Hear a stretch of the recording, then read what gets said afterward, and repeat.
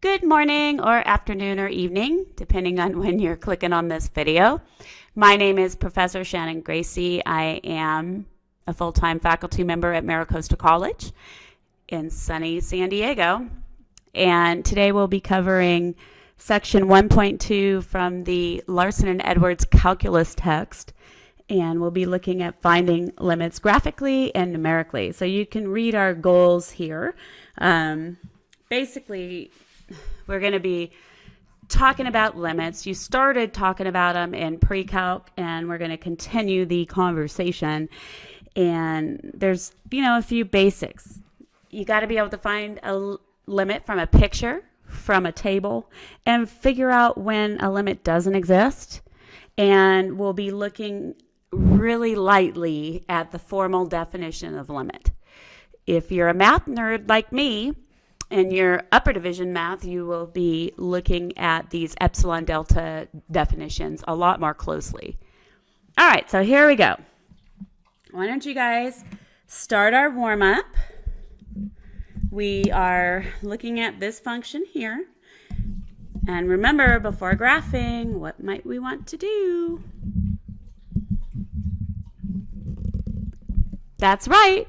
You might want to simplify the rational function. So pause the movie, graph the function, and then play again to see how you did. Alrighty, let's see how you did. Here we go. So we can rewrite our function f at x as, recall from algebra, some algebra in your math life, there's a few very important shortcuts or formulas to remember. If you have an a squared minus a b squared, that factors as a plus b times a minus b. Now, a difference of two cubes will be factored like this.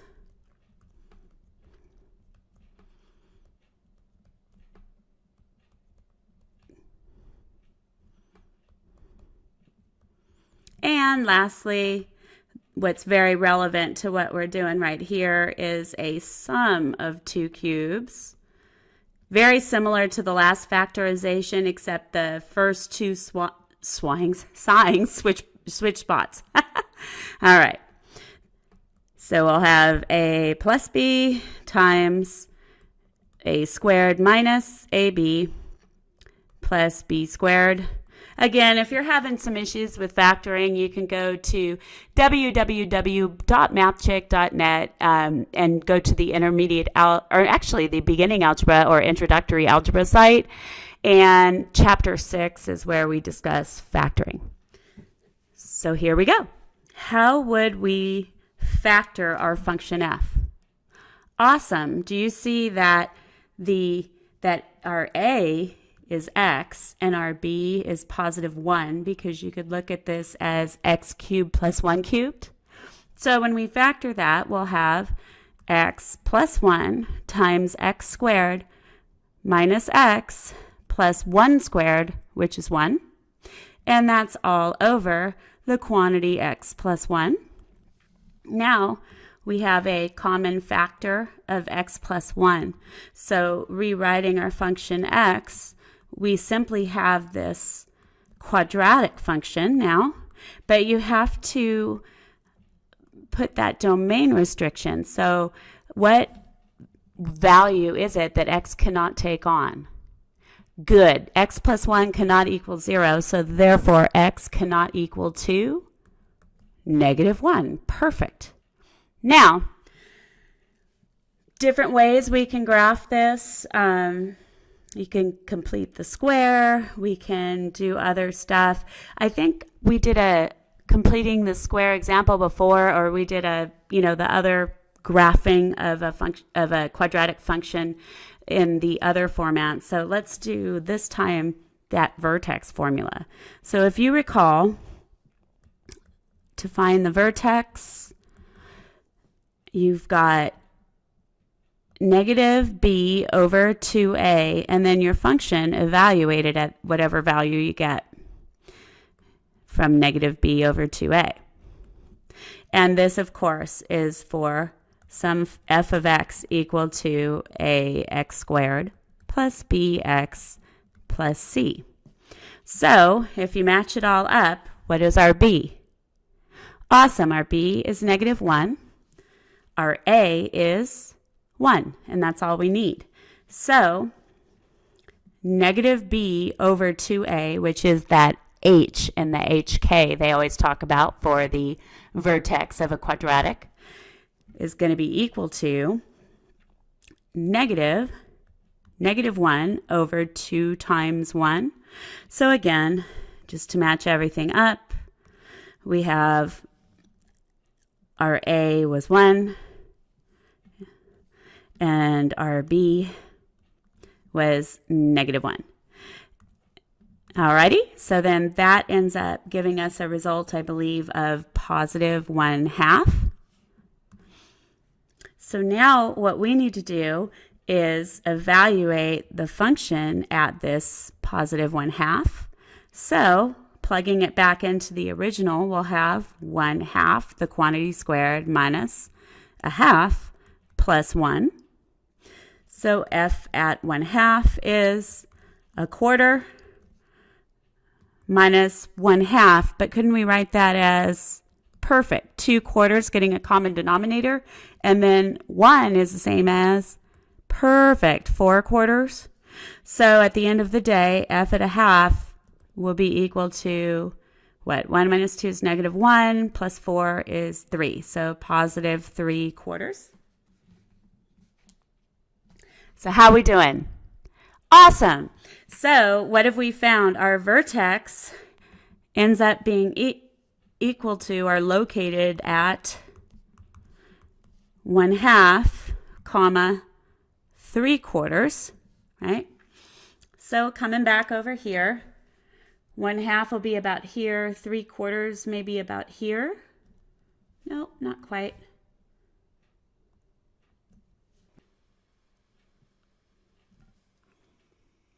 So our vertex is at 1/2, 3/4.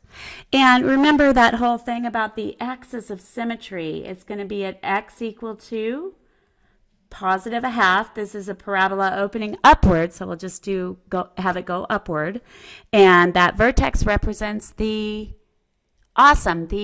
minimum of this function. So we probably should find a few more order pairs. So here we go. We have, let's go ahead and find, I don't know, how about f at 2?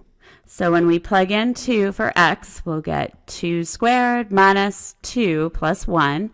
So that'd be 4 minus 2 is 2 plus 1 is 3. Now by symmetry, so if we go and plot that point, which was at 2 and then 1, 2, 3, by symmetry, we'll get a y value that is the same number of units to the left of our axis of symmetry. So this value of x is 2 is 1.5 units from the axis of symmetry. So do you see that x equal to negative 1 will have an output of 3 as well? So we can say that that's equal to f at negative 1. But hold your horses. What did we say? We said x couldn't equal to negative 1. So therefore, this guy is going to represent what on the graph? Good. An open circle. Now, why wasn't it a vertical asymptote? I mean, there was an x plus 1 in the denominator. Good, because we divided that out. But you still have to consider the original function when thinking about your domain. So instead of infinitely many order pairs that are excluded, we just have one excluded order pair. So what we will do is we will plot that order pair as an open circle on the graph. Good so far? Awesome. All right. Let's do another one. So how about f at 3? we'll end up with 3 squared, good, minus 3 plus 1, which will give us 9 minus 3 is 6, plus 1 is 7. So plotting this guy, we'll have 3, and then 1, 2, 3, 4, 5, 6, 7. Now by symmetry, 3 is 2.5 units from our axis of symmetry. So to the left, we'll have the same y value. So a half, 1.5, 2.5, we'll have an ordered pair here, which is at -2, f at -2. Cool so far? So now we have enough to complete our picture. And you're probably thinking, oh my goodness, Miss Gracey, why is this warm-up so long? Don't worry, I have an evil plan. This will tie into other parts of the lesson. Okay, so how'd you do? Beautiful. Now, let's go ahead and move on, all right? We may, like I said, revisit this guy, but let's see what we've got going on. So what did we say about f at -1? We said f at -1 was excluded.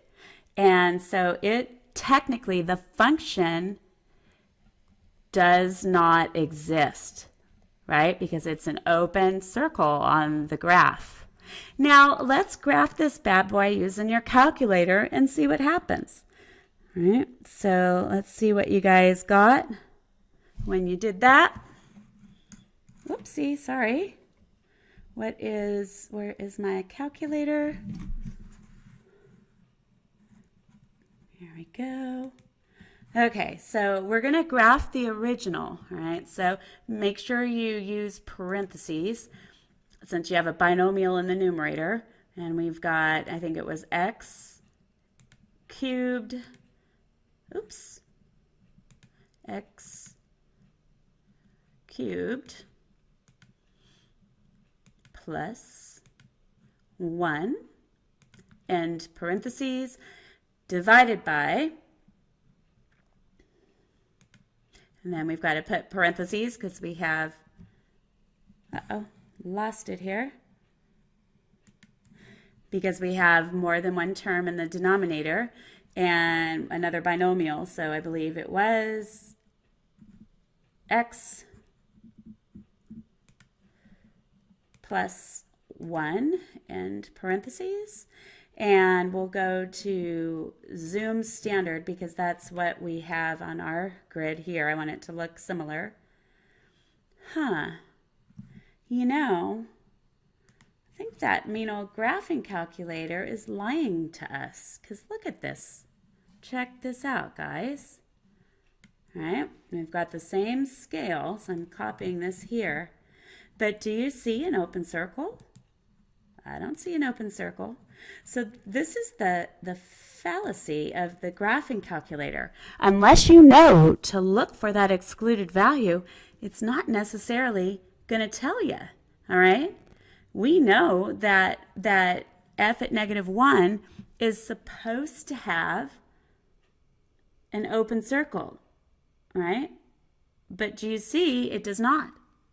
So let's take a look at a different view for the calculator. Believe it or not, it's not really lying to you. It just seems like it is. So, all right. So if you go to, do you see where it says table? So why don't we go to table set and let's start our table at, we're interested in the area around f at -1, right?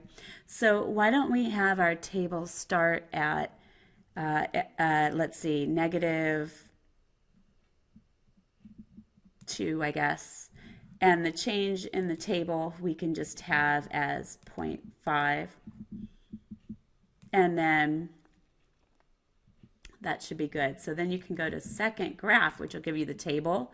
And look what happens here. See how it gives you an error? See? Having mouse issues here. My apologies. So let's just capture this guy so we can see what happens. Actually, even better, we'll do a new one. and we'll do that in a moment.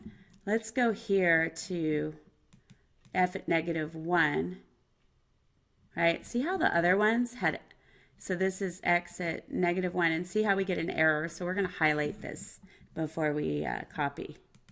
No.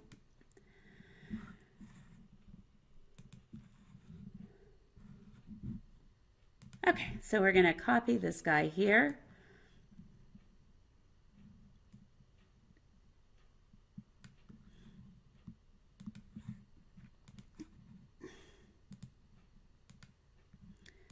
And you'll see that the graphing calculator does account for it, but it just doesn't show us at this level of zoom. You'd have to zoom way in there, and then what would happen is it would just look like a teeny break in the graph. Okay, but it does represent that our at x equal to -1, there's an error, right? So that error means, in this case, hole in the graph. Alrighty. Now let's take a look at what's happening here. Complete the chart below. So again, I'm not sure how proficient that you guys are with the graphing calculator, but in this case, we can go back to our graphing calculator and we can go to second trace, which will give us the calculate menu, and then calculate value. So if you, as you see, we're being asked to calculate many different values, right? So let's hit enter, and let me move it over a bit. So we'll have x equal to -1.1. So we're examining input values near x equal to -1. So is this to the left or to the right of x is -1? Good, it's to the left. So we get an output of, let's see, 3.31. Maybe I can do it over here. I'll switch in a moment. Whoops. Okay, so this gives us 3.31. And then coming back, we can plug in -1.01. And once you're on the calculate menu, you don't have to keep going back to it. You can keep putting input values. All right, so now what do we get? We get 3.0301. And what is this doing? It's looking like it's very close to good, the ordered pair -1, 3, which is not part of the graph. And our next one was -1.001.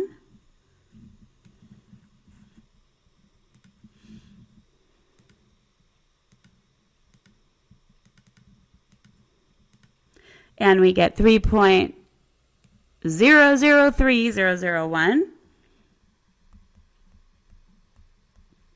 And now let's check out what's happening. So do you guys see that x equal to -1 would be, you know, in the middle of these bad boys? So let's see what happens at -0.999. I have a guess. What do you think? I think it'll be just below 3. Let's see what happens. Uh-oh. -0.999. Enter. Gives us 2.997001. And then -0.99.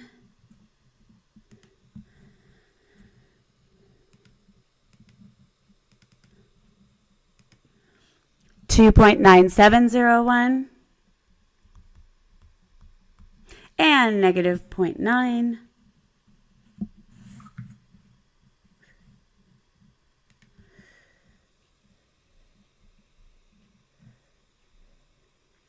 Gives us 2.71. All right, so do you see that this table, you know, has basically, you know, shown us that as we're approaching, as x is approaching -1, right? From what side? Good. The left, our function is approaching. Good. 3.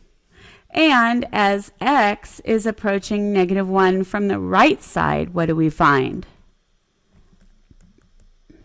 Perfect. Our function is approaching 3 as well. Alrighty. Guess what? We just did some calculus. Woohoo! The first 3 entries on the chart above represent the... All right, Shannon.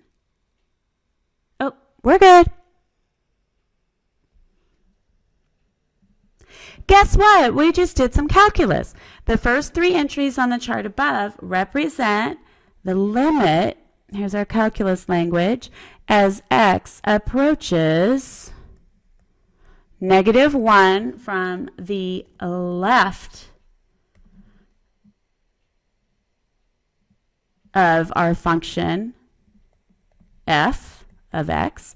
In Mathese, we write this as the limit as x approaches -1 from the left. So that minus sign in that exponent represents from the left. And then it's from the left of f of x. Or for clarity, we say what f of x is. So the limit as x approaches -1, and our function f this time was x cubed plus 1 over x plus 1. The next 3 entries on the chart represent the limit as x approaches -1 from where? Perfect. From the right of our function f of x. And in Mathese, we write this as the limit as x approaches -1. Now, how do you think we say from the right in math? Awesome. We put a plus sign there of f of x. Or for clarity, we write the limit as x approaches -1 from the right of x cubed plus 1 over x plus 1. Now, did we get the same approximate result for each one-sided limit? You bet we did. So, cool. It means we've discovered the result. All right, so now this is going to sound a little weird and creepy, but just trust me. We're going to chant the following statement 5 times, and you're going to do it with me. And I don't care if you feel embarrassed. When you're taking the test, you'll remember, because this is so foolish, right? We are going to chant, the result of a limit is a y value. Ready? The result of a limit is a y value. Come on, you can do it. The result of a limit is a y value. Come on, I know you're pretending to do it, but you're not. The result of a limit is a y value. The result of a limit is a y value. The result of a limit is a y value. How stupid do you feel right now? Well, me too, but you'll remember that, okay? So we have discovered that the limit as x approaches -1 of our function f of x is 3. And this implies that if there's no designation, oops, we've got a typo here. Sorry, this implies that if there's no designation of approaching from the left or the right,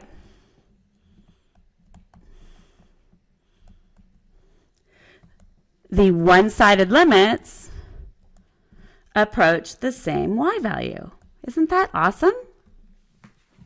Okay, so here we go. Let's check some more examples out. All right, so again, let's go ahead and use the table to estimate the limit. All right, now we're going to revisit.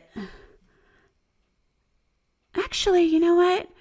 Let's go back because we did a lot of talking about this with the table, but we haven't looked at the picture, right? So here, if you notice what's happening, if you look at here, the hand, we were saying that as x approaches -1 from the left side, then the limit is 3. But isn't that kind of freaky? Because you know what? There's no ordered pair of -1, 3 on this graph, is there? Because there's that open circle. So basically, what we're saying here is when you move from left to right, you're tracing on where the function is, right? So do you see as you come down and you're moving towards x equal to -1 from the left side, what output do you get? Perfect. You see, you get 3. And conversely, as you're approaching x equals -1 from the right side, what's happening? Awesome sauce. You're still approaching +3. So again, remembering that the result of a limit is a y value, see, you remembered, okay?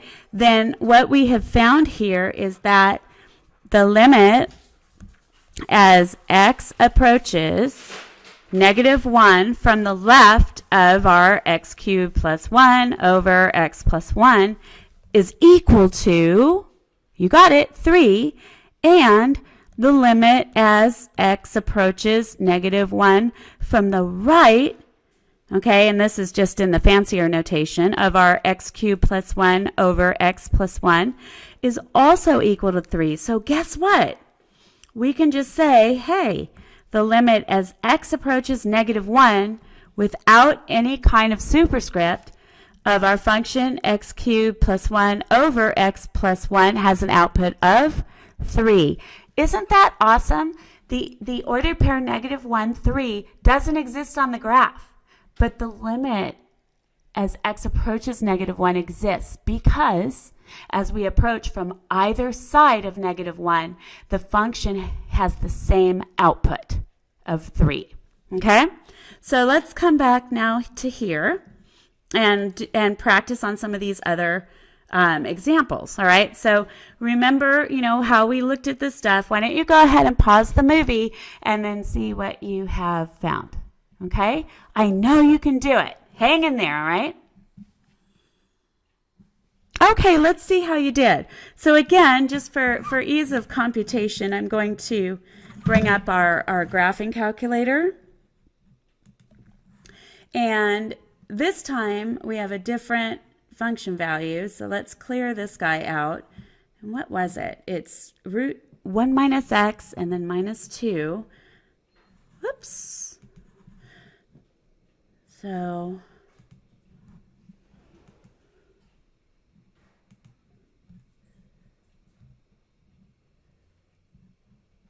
square root of 1 minus x, and then we'll end that parentheses. And then, was it plus 2? Sorry, it's late and I'm old. No, it's minus 2. Okay. And that's all over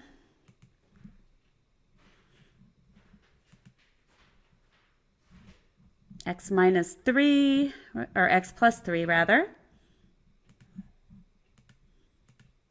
What did I forget? Awesome, I forgot the parentheses. So I'm going to come back over here. No worries. You just hit second and then insert and you put in a parenthesis. And it's being mean to me. It did it in the wrong spot. So we're going to delete that. And I'll move over one and do it again. Second insert. And then we're inserting a parenthesis. And then we're graphing. Our graph is we need to adjust our window where x is nearby -3, right? So I'm going to go from -4 to, I don't know, we'll just go -4 to 2, I guess. And then our y values weren't very high, as I recall. So why don't we go just from like -2 to 4 maybe. And we'll get a better picture for what we need. Uh-oh, see how we're zoomed in and see how you see that little break in the graph? So that means what? That there is you got it, a hole in the graph. So we're going to copy our graph. New.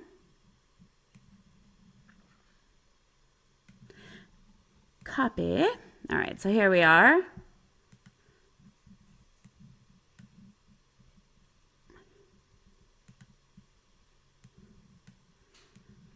Okay, so again, let's take a look. Let's go back to our calculate menu. And our first value was what? Negative 3.1 we were looking at. So remember how to get there? Good. Second, trace gives you the calculate menu, and we want to calculate values. And we had what? Negative 3.1 initially. And we get an output of, if you guys don't mind, I might just paste this. Let's see how that works out. Sometimes the evil plans work, but sometimes they don't.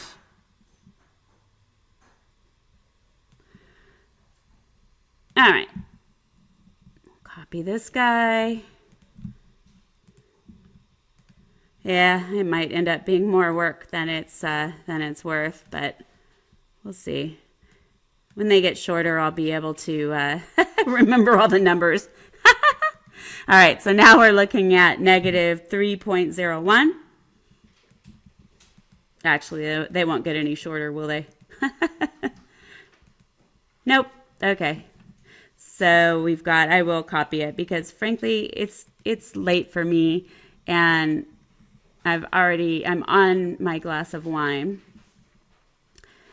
because then I'm not so nervous when I make my videos. So if I make up any of my own math, feel free to tell me. I won't get upset. All right, here we go.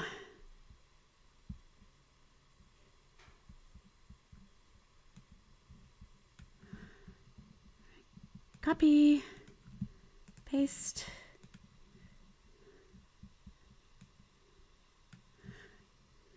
And negative 3.001. You guys are probably way faster than me on this. Enter. I'm just going to remember this. Negative 0.2499844.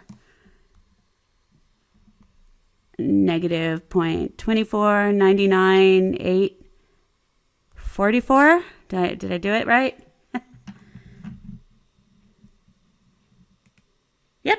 Awesome. All right, so now let's start on the other side. So we were going from, now that was from the left side, so now we're going to go to negative 2.99.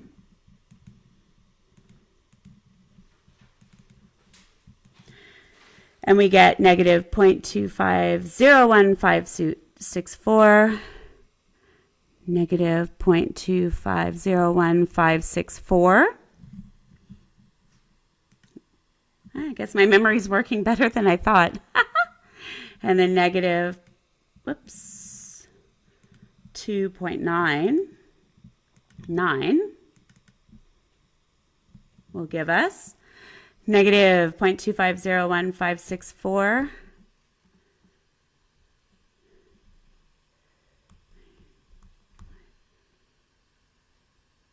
Wait a minute. Did I do the same one? Let's make sure. 2501564.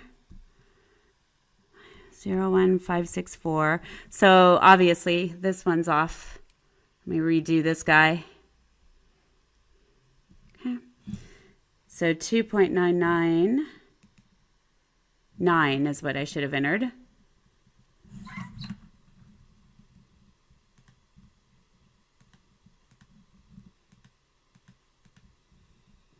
Okay. 2.500156.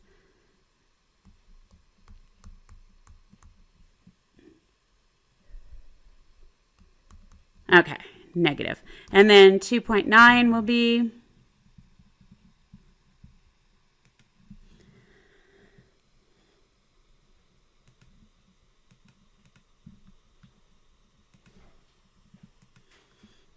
negative 0.25158823.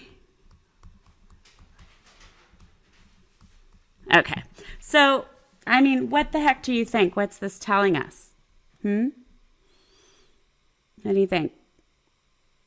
Well, we found that the limit as x approaches negative 3 from the left side of let's write it out, root 1 minus x, and then minus 2 over x plus 3. What's that equal to?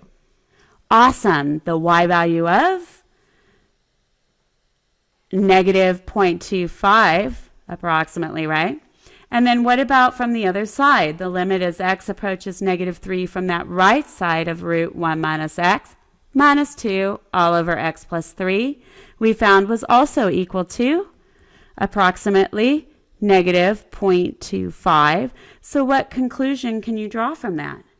Perfect. The limit as x approaches negative 3 without any designation of direction of root 1 minus x minus 2 all over x plus 3 equals approximately negative 0.25.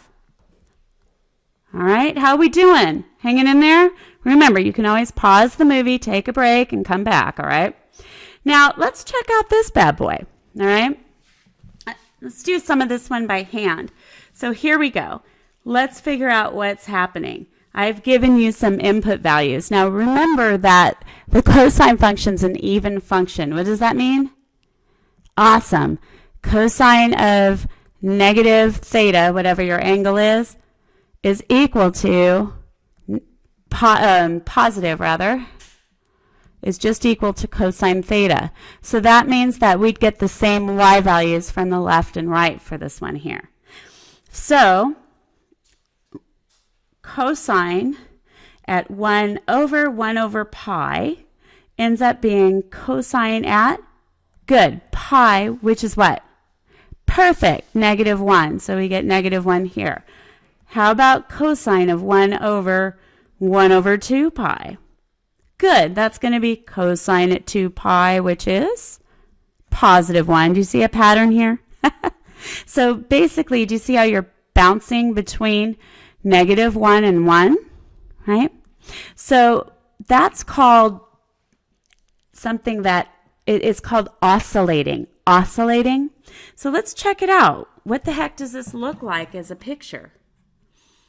So if we go to our y equals, and clear this bad boy out, and we're going to put in cosine at 1 divided by x. And let's set our window because we want to be real close to 0, don't we? So let's set our window at x equal to negative 0.2, I guess will be good, to 0.2. You see that's going to be really close to 0. The y minimum, negative 2 is okay. Remember, it's the minimum y value will be perfect, negative 1. And then maximum y value will be 1. So if we go negative 2 to 2, that'll be groovy. And check that bad boy out, man. It looks like static. You probably don't remember static. Static means the TV's no fun at all, and neither is the radio, right? So an oscillating graph on the graphing calculator looks a lot like this. So let's make a picture of this. This is an example where your limit is not going to exist because you're bouncing in between two y values.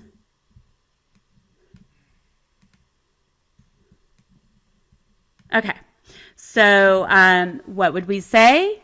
We would say, whoops, does not exist. And math people like to put that as DNE, right? Because we're lazy.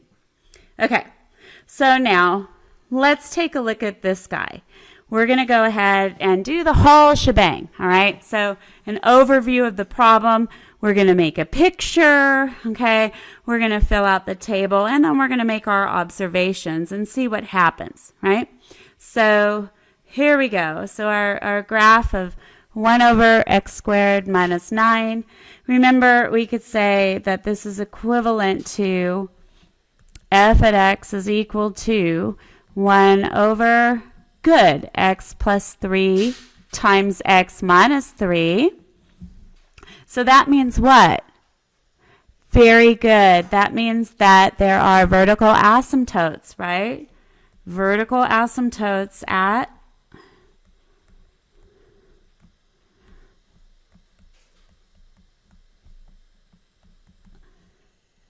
x plus 3 equal to 0, which gives us the line x equal to negative 3, and x minus 3 equal to 0, which gives us the line x equal to positive 3.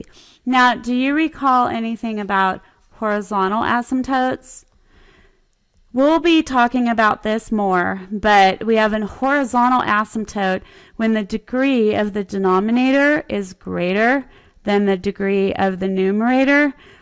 That means you're going to have a horizontal asymptote at the horizontal line y is 0.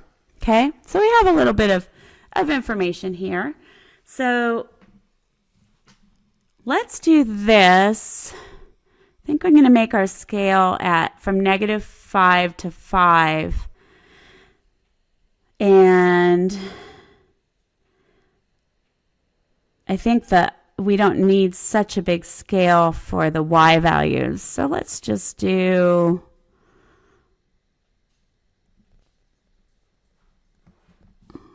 these right here. Ready? Okay, so let's find some ordered pairs, right? So here we go. If we know that we'll have, vertical asymptote at x equal to negative 3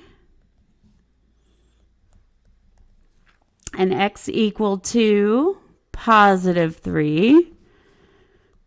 And so remember, vertical asymptotes are domain restrictions, so we can't cross those guys. But sometimes you dance around your horizontal asymptote a bit. The horizontal asymptote, is describing our end behavior of the graph. So let's check it out. Let's look at our values here. So our function, why don't we find some values? What is f at 0? Good. I'm plugging in 0 for x in the original. So do you see I get negative 1/9? Right? So that ordered pair will be somewhere around 0. This is 3. Oh, it's negative. So 0. This would be a half, negative a quarter. So it'd be about, I don't know, pretty close to here, I'm thinking. And then how about, and do you also see this as an even function? If I plug in a negative x, I'll get the same function out, right? So we'll have f at, why don't we do f at 1 and see what we get? We'll end up with, good, 1 over negative 8. Perfect. So that's going to be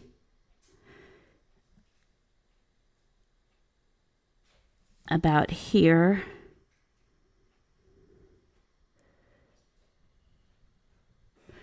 And then from symmetry, we'll get another ordered pair here. So do you see the trend as we're approaching, our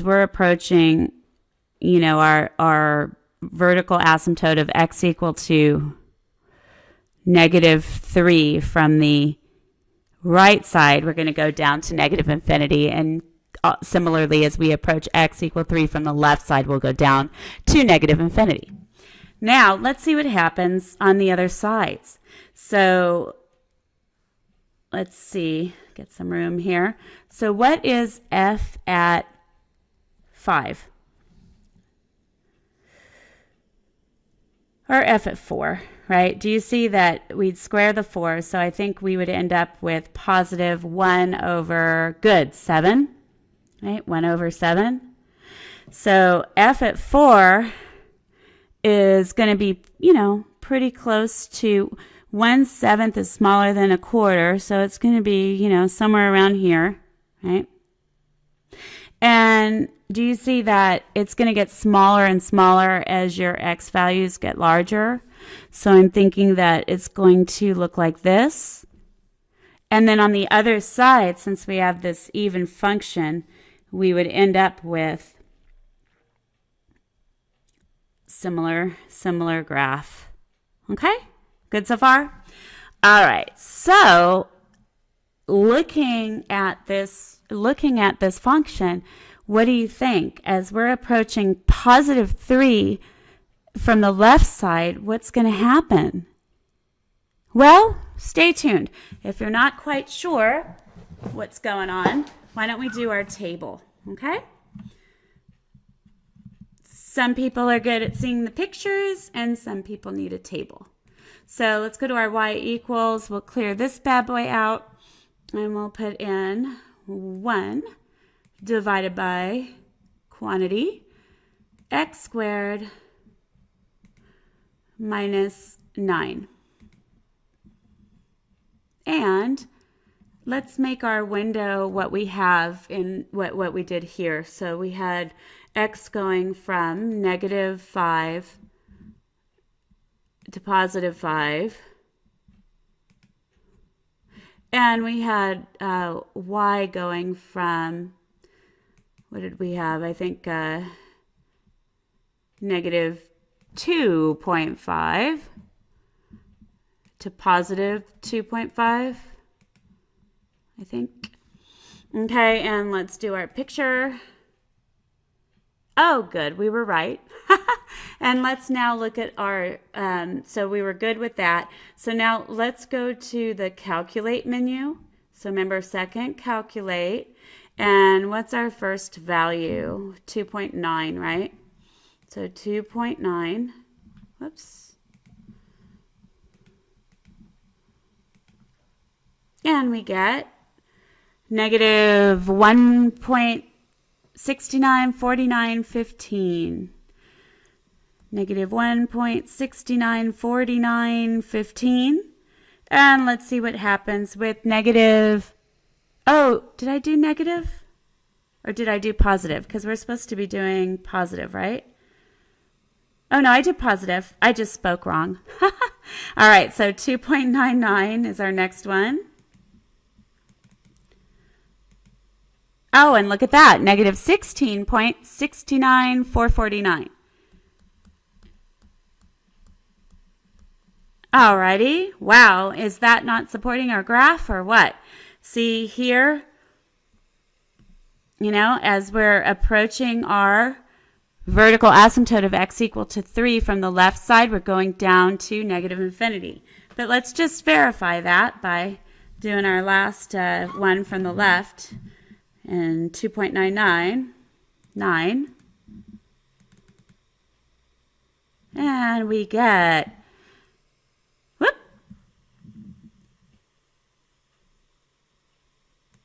let's see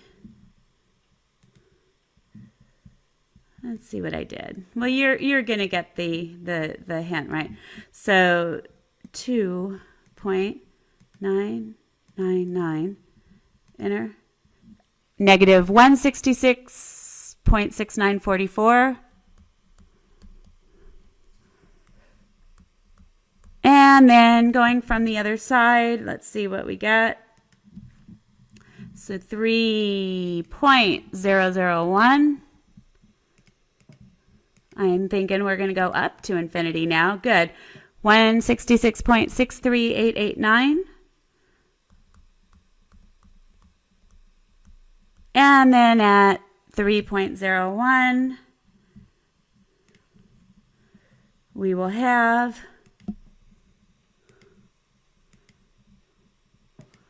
16.638935.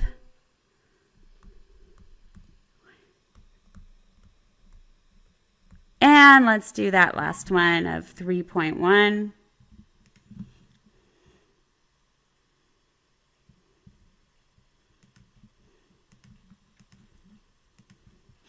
1.6393443.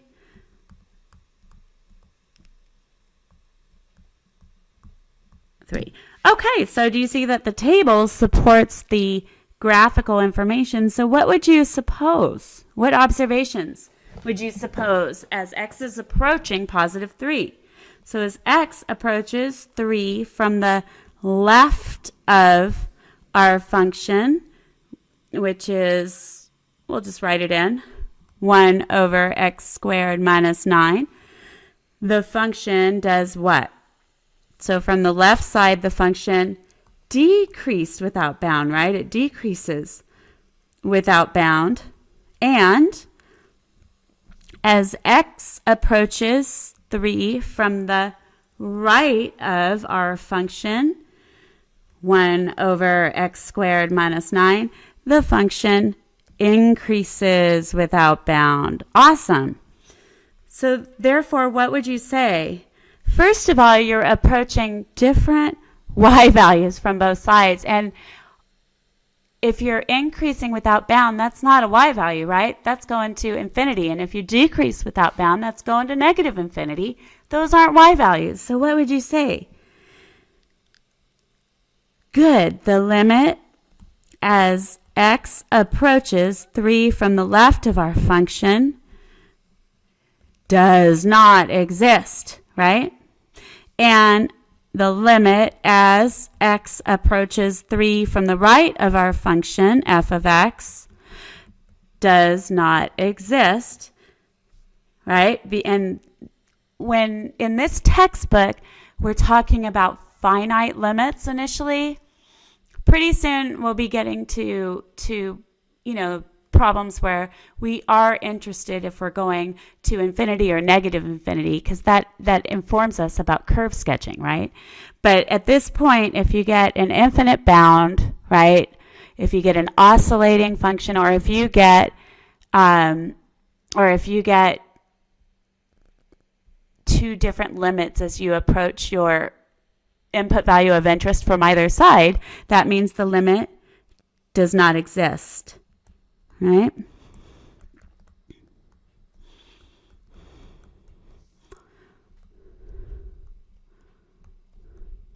Okay. So moving right along. Here we go. So these we've examined these in our example problems. So we said, if you approach two different y values from the right side of our input value, than we do from the left side, then you'll get a limit that doesn't exist. If your function increases or decreases without bound as x approaches your domain value of interest, or if your function oscillates between two fixed values as x approaches our input value of interest. So now let's scope out this piecewise function. Piecewise function. Why the heck do they call them piecewise functions? Well, because you've got 3 different pieces that make up the graph, right? So here we go. Actually, why don't you pause the movie and do your best on this, and then play it again and see how you did. On your mark, get set, go! You can do it. All right, woohoo! Yes, I am crazy.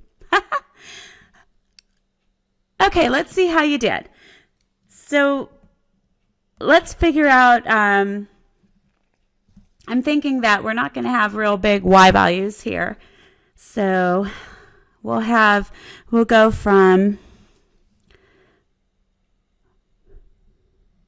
this be 2, that would make this 1.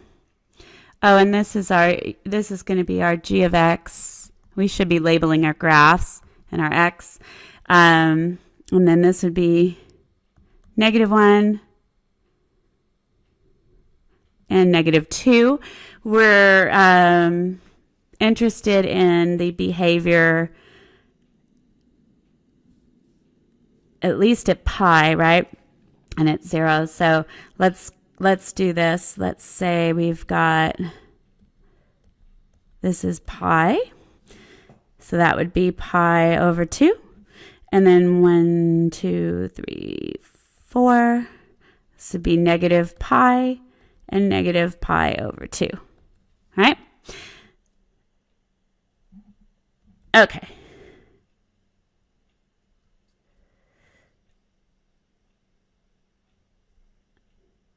Oh, I think I have my spacing wrong on this guy on the left side, don't I? Let's see. 1, 2. So that'd be negative pi over 4. And then we'd have 1, 2, negative pi over 2.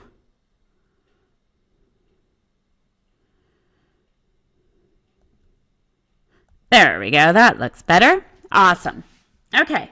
So here we go. I'm going to graph these graphs in different colors. So our sine function I'll do in blue. So we have the picture of our sine function from where to where?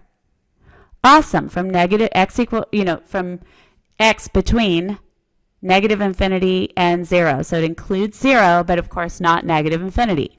So you always want to graph these kind of, border values, right? So what is sine at 0? Basically, we're finding g at 0. Well, that's going to behave using this picture, the sine function, and sine at 0 is 0. Awesome. So you'll have an ordered pair at 0, 0. Now, what about g at negative pi over 2? That'll be sine at negative pi over 2. The sine function is an odd function. So you're going to end up getting, perfect, negative 1. And then, of course, moving on, sine at negative pi will be at 0. And we would be up at 1 here. So our function will look something like this. Good so far? All right. Now, we've got it's not going to behave like that anymore. The next one is going to behave like this picture, right? So, g at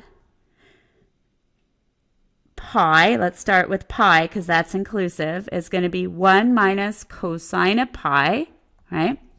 Which is 1 minus negative 1, which is positive 2. So at pi, we're going to be way up here at positive 2, the way I made my scale. Now, what about g at pi over 2? That's going to give us 1 minus cosine at pi over 2. Cosine at pi over 2 is 0, so we'll just get 1. So we'll have pi over 2, comma, 1. Now, here's where we have to be careful, okay, guys? Because I understand that g at 0, or g at 0, we know is 0 from up here, right? But let's figure out what would 1 minus cosine at 0 be? That would be equal to 1 minus 1, which is 0, right? So it turns out you would have gotten an open circle here, but it's already closed in from that other function, okay? So anyway, here we go. It's going to look something like that. Now, we're just going to get regular old cosine at x for any values greater than pi. But we want to know what cosine at pi looks like. So we'll do this graph in black. Cosine at pi, cosine at pi is not going to be included, right, as an output, but we can figure out where that division is, like where we have to start our picture. So cosine at pi, remember, is negative 1. So that means there's an open circle here at pi negative 1. So if we go here, we'll have an open circle, right?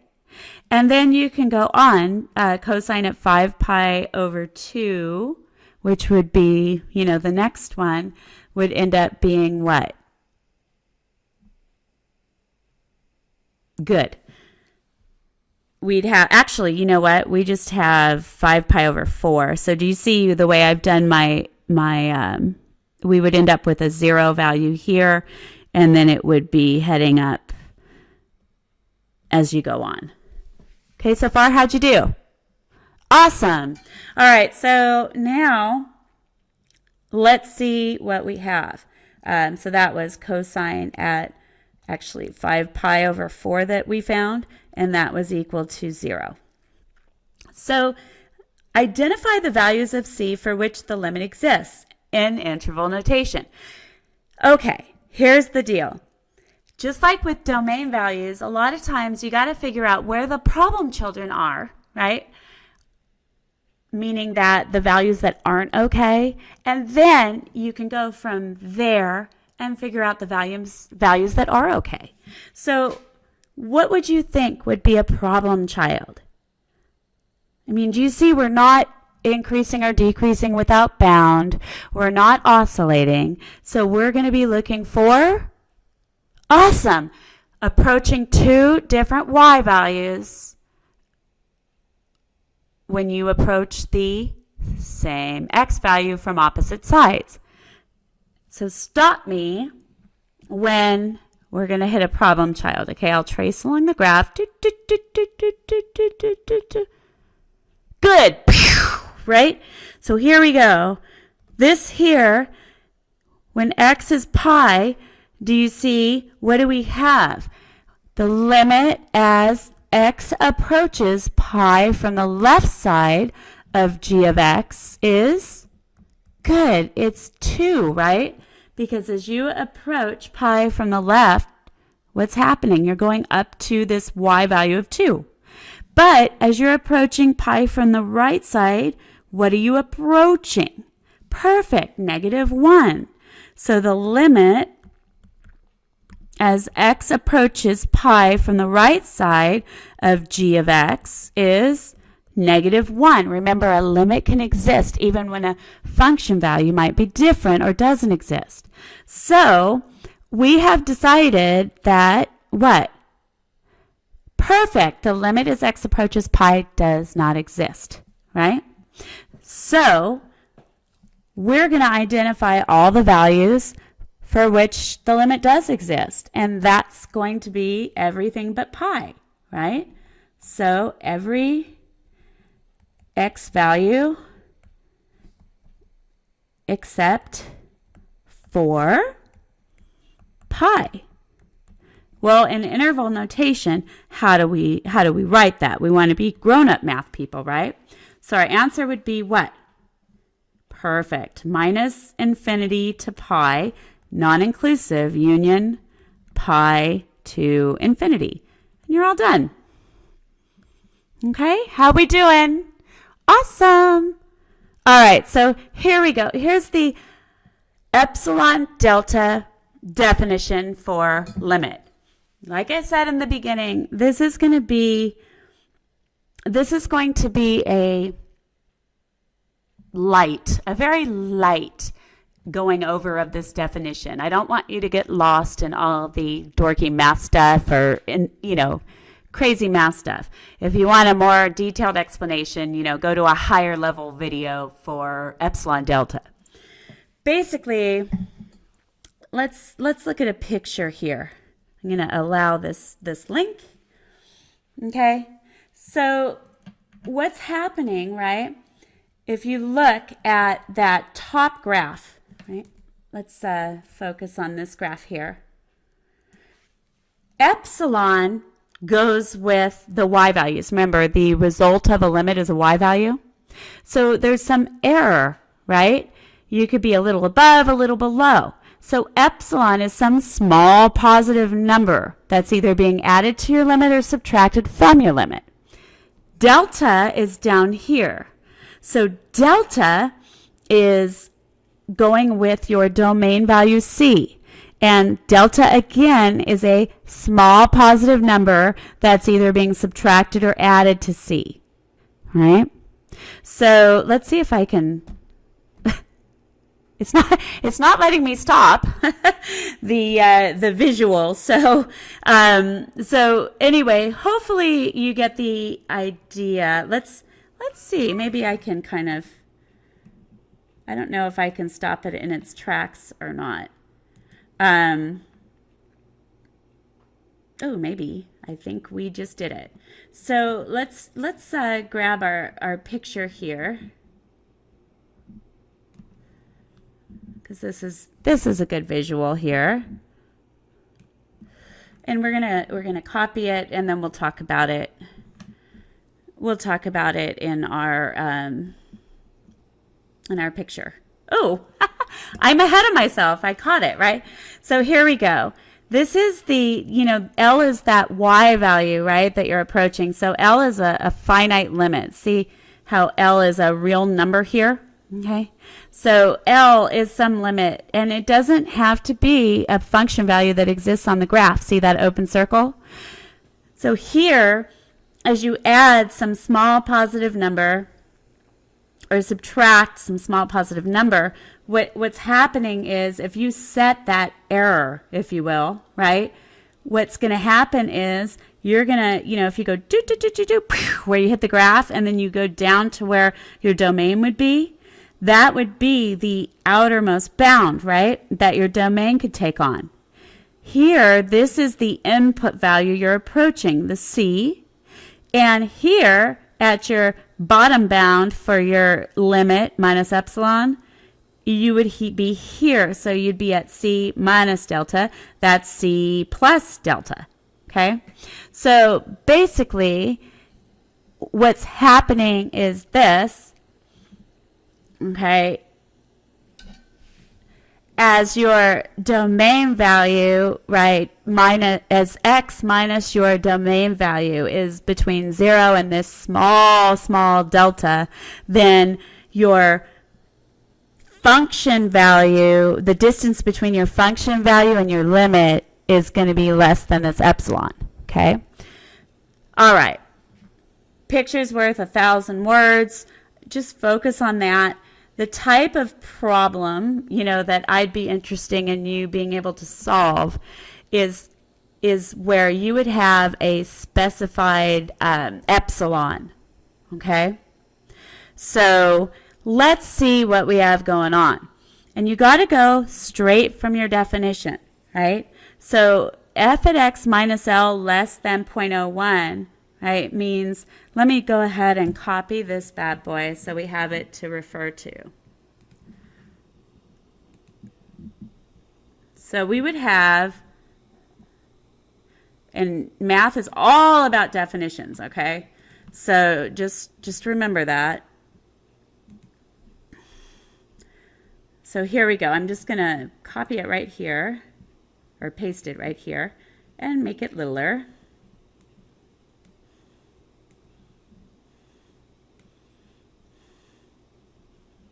And less weirded out. Maybe. Okay, that's good enough. All right, so here we go. Here's the big trick. Figure out what you've been given, then work the inequality, okay, so that you match what you need to find. So, what have we been given? We've been given the limit as x approaches 5 of x squared plus 4, right? So why don't we look at a picture of the graph, right? Or a table or whatever. If we go to y equals, oops, sorry. We'll just clear this. X squared plus 5. And our window is going to need to be a bit bigger, I believe. So let's see. We're approaching. Oh, it's x squared plus 4. My bad. X squared plus 4. All right. So let's do our window from our x values. We're interested in what's happening as x approaches 5, right? So let's do our x values from 0 to I don't know, 7. And let's do our y values from 0 to, let's say, 50. It's going to be some big numbers. And we can have our x scale be a little bigger than that. Why don't we go by 5s, right? And let's see what our picture looks like. Right? So here, if you go again to your calculate menu, second calculate value, and you enter in x is 5, let's see what we get. Oh wow, you get 29. So do you see, let's copy this, but do you see that as x is approaching 5 from the left or the right, you're approaching a y value of 29. So the limit exists and is 29. So we went ahead and we found that limit graphically. Okay? We'll put this off to the side. So what did we find? We found that the limit as x approaches 5 of the quantity x squared plus 4 equals 29. Because remember, the result of a limit is a y value. So this is 29. It's also good. L. All right, your limit, your finite limit. What's f at x? Perfect. X squared plus 4. Now, do we know anything else? What is this? Can you match it up? Beautiful. Epsilon is 0.01. Anything else we can find? Awesome. X is approaching what? 5, right? So what is 5? Beautiful. 5 is the C. Oh, C is 5. So let's put it all together.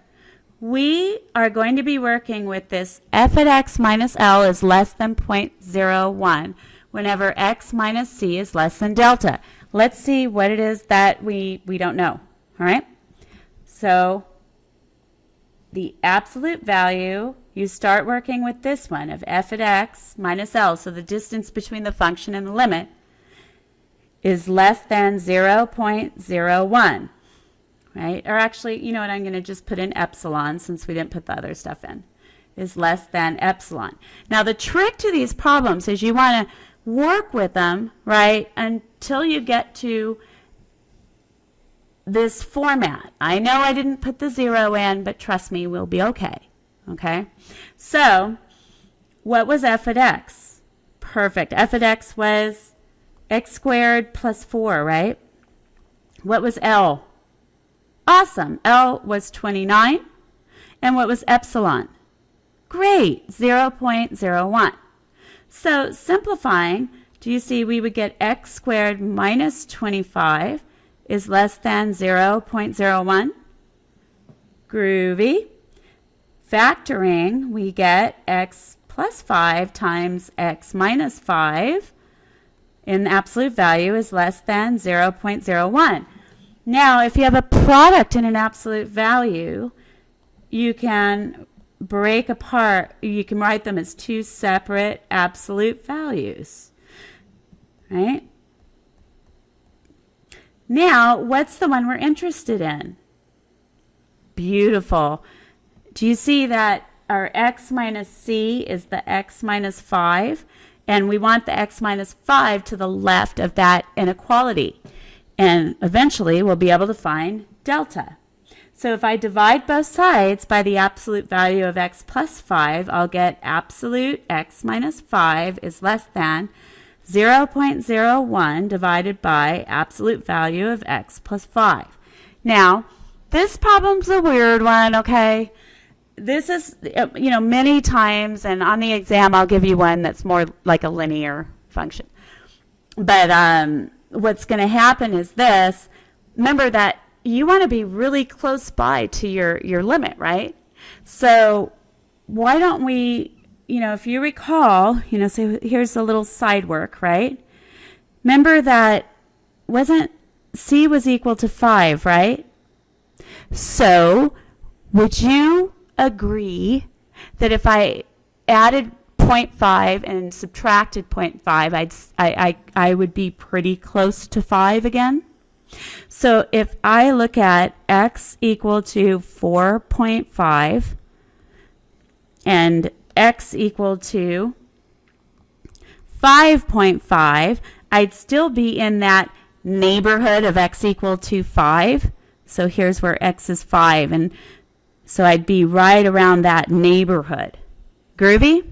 So the idea is I'll be going like do, do, do, do, do, pew. You look here and you want to make sure you're still within those bounds, right? So here our L was somewhere up here, right? And so L minus epsilon would be approximately there. And then if you look at, ooh, that wasn't good. So if you look at this guy, you'd be, approximately here. Okay. And then our L ended up being, remember, right here, right, and that's where what our limit was. Okay, groovy? Okay, so now, here we go. By the way, I could have picked other values. All right, I just picked 0.5 to the right and 0.5 to the left. So now, what we're going to do is figure out which one's smaller. So 0.01 over 4.5 plus 5, right, would be 0.01 over 9.5. And then over here, so that was actually, let's not do this, let's say that one. This guy would be 0.01 over 5.5 plus 5, which is 0.01 over 10.5. Do you see that one's going to end up being smaller? So this is approximately, let's see what we get. This would be approximately, just go to our calculator here. Well, it's not that hard. It would, if we moved over to, what would we get? Actually, this would give us exactly 1 over 1050, right? Which is a decimal, ends up being, oh, I don't know. Let's check it out. I'm using my phone because I wanted to keep the screen up. So 1 divided by 1050, I got 0.00095238. I'll just say 0.952, and I'm going to say that's approximate. Good so far? Okay, so here's the trick. You still want to leave this absolute x minus 5 alone, just like that. And this is going to be less than approximately 0.000952. We picked the smaller delta. So guess what? That part is equal to delta, right? So we got a delta, this delta, a small positive number, you wouldn't take the negative, is equal to 0.000952. But guess what? We want to test that out, right? Because what if, it didn't work? We've got to be in these bounds. So here, do you remember this here up here was our L plus epsilon? But what was epsilon? Good, it was 0.01. So this here is equal to 29 plus 0.01, which is 29.01. And this here is equal to 29 minus 0.01, which is, what do you think? 28 point, what? 0.00099. Groovy? So we need to make sure that when we add this delta to x equal to 5 and evaluate the function at that value, that we're within these bounds. Okay? So let's check it out. All right? This one we'll show on the calculator. Okay, so we're going to do, we already have it in calculate mode. So our x is going to be equal to 5. Well, first we'll do minus, and what was it? 0.000952. Now this is our delta minus, our c, which is 5 minus delta, which we got to be 0.00952. And when that happens, we get 28.990481. So 28.99, I lost it, 0481.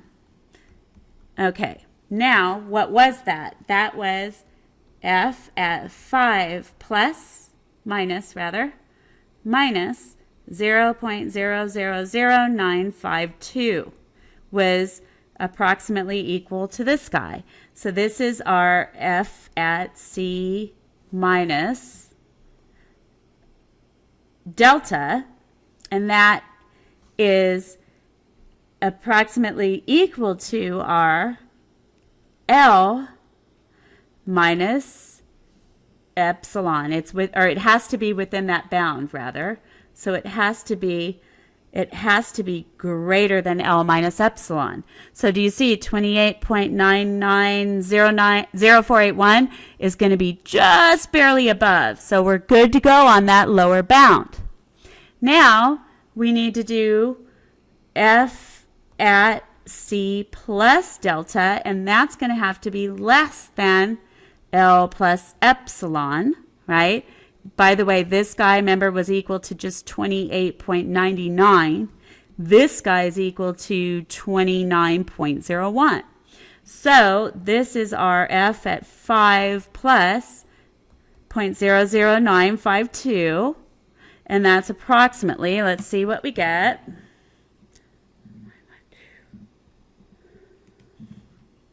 So we'll say 5. Actually, we can just do, well, I'll do 5 plus 0.00952.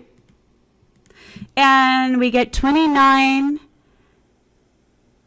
5.0. Oh, it's one more zero. My bad. It's 0.000952, right? And that's going to be approximately equal to